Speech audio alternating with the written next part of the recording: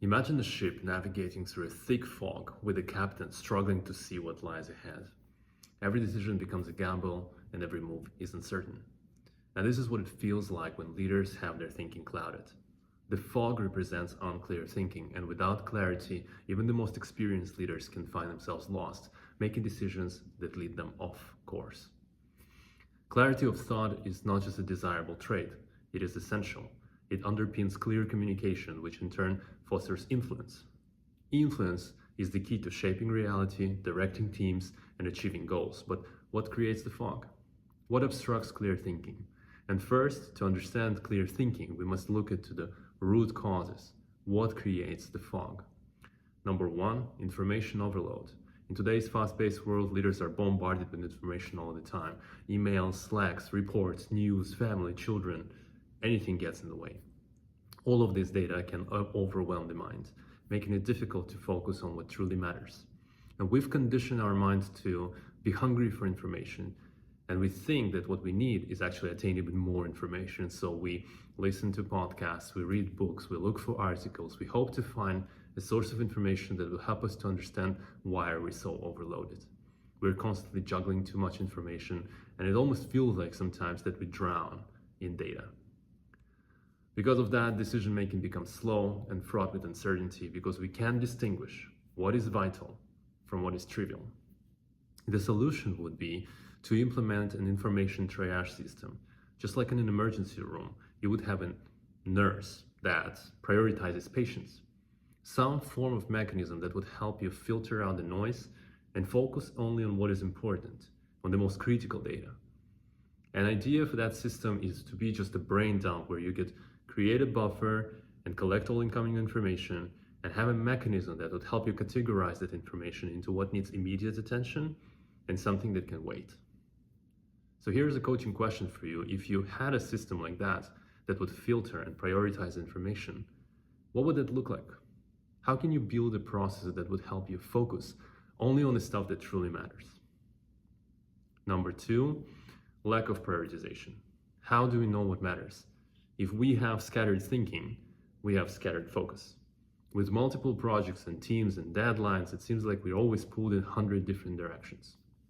Without clear priorities, the mind becomes fragmented. We are unable to concentrate on one thing for too long. And it's a pain for so many people because we start the day with a mile-long to-do list and it feels like that we've accomplished nothing by the end of the day. We just get bogged down by busy work, unplanned work, and important tasks that get buried under the urgent but insignificant ones. The problem again, there is the absence of the mechanism. Having a decision-making framework which would rank the incoming tasks that fall into your plate by their urgency and priority. An example of such a mechanism would be just an exercise of sitting down and reverse engineering your vision, breaking down your vision into goals, your goals into projects, your projects into tasks and to-do lists. And this way you can always trace what you're working on right now and how does it contribute into broader objectives, so that you could make sure that time and energy is spent where it matters the most. You allocate time based on the priority of the task. Number three, emotional interference. Emotions are the drivers of human behavior, but when our emotions overwhelm us, they can also cloud our judgment.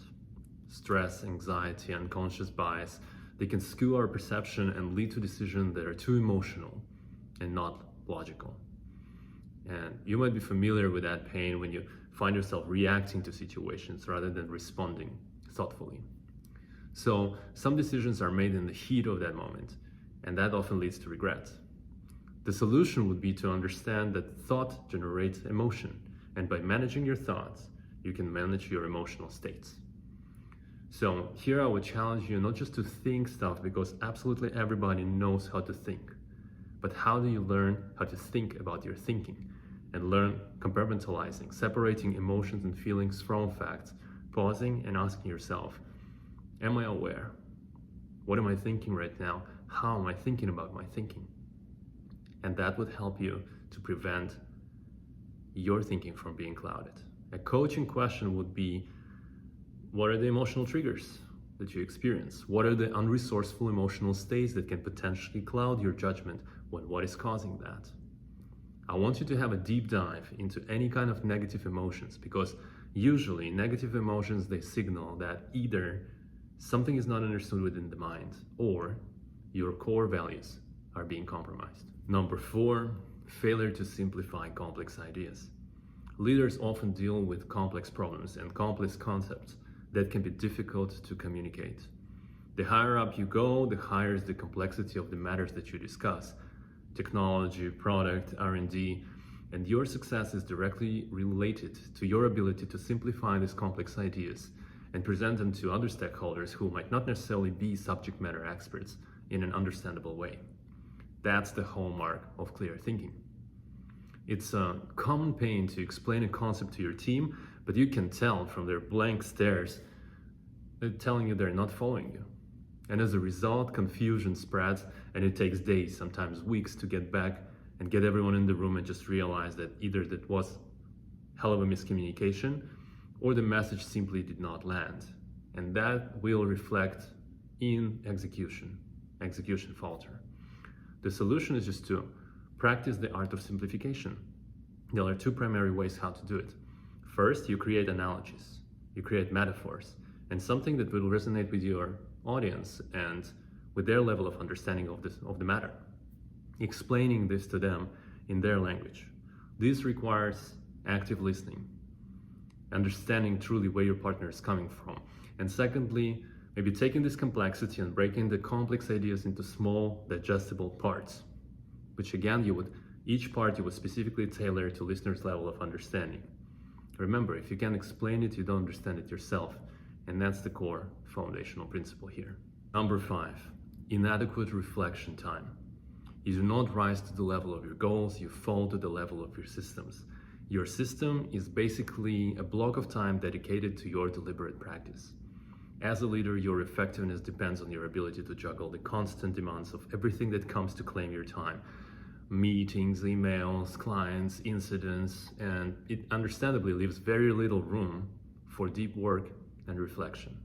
But you need that time to reflect, because otherwise your decisions become rushed and often misguided. You can find yourself in motion all the time, but rarely moving forward. Decisions that made quickly, but you always second guess them, and you wonder if you considered all angles. The solution would be just to schedule a regular block of time for that reflection and deep work. It could be a post-mortem, it could be a pre-mortem. And a pre-mortem is just a scenario that you see how the things will fail and you reverse engineer it back to make sure that you've considered everything that you can and to ensure success. Number 6, over-reliance on gut instinct. Intuition is great, don't get me wrong, it's a powerful tool for which I will always be advocating. But if you rely on it too much, heavily, without supporting data, that's what can cloud the judgment. The danger here lies in confirmation bias, and confirmation bias is basically we're going to find confirmation and data that supports our instincts, what we want to believe to be true. And we can ignore the evidence, and then when we make decisions, results come back and it's not what we want. Why? Because we may have overlooked critical data. And it's always a balancing act between intuition and logical reasoning. Use data to support your instincts and be open to the idea that the data will challenge your assumptions. If your decisions cannot withstand the scrutiny of cold data, then how effective will you be in creating reality? The coaching question that I have for you is really to ask yourself, what could I be missing? What is the data that I might be missing? Ask yourself if you can create some kind of alliances. Maybe there are people who are savvy and more informed than you in a particular subject. How can you find them and how can you utilize them? Number 7, ambiguity in communication. Ambiguous language and jargon can obscure your message, and it makes it difficult for others to understand your intentions. Clear communication is the bridge between your thoughts and the actions of others.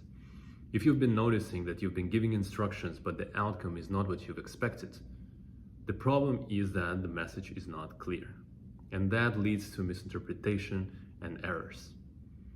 You see, effective communication is not so much about being understood as it is about being not misunderstood. A solution to that would be simple: concise language. Idioms, jargons, any kind of slang phrases, they're not helping you if they're obscuring the message. And again, There must be a way that you can intentionally build that habit of clarifying things on the spot and creating feedback loops for yourself. For example, asking, okay, this is what I've said, could you feed it back to me, please? Or this is what you've said, and can I feed it back to you? I just want to make sure that we are all on the same page and we are aligned. Just as simple as that. And I understand how some people can hesitate taking conversation in that direction. You can think that, oh, well, is it the best use of my time? Is it the best use of their time? Maybe I'm imposing myself. Maybe I'm wasting the time of the group.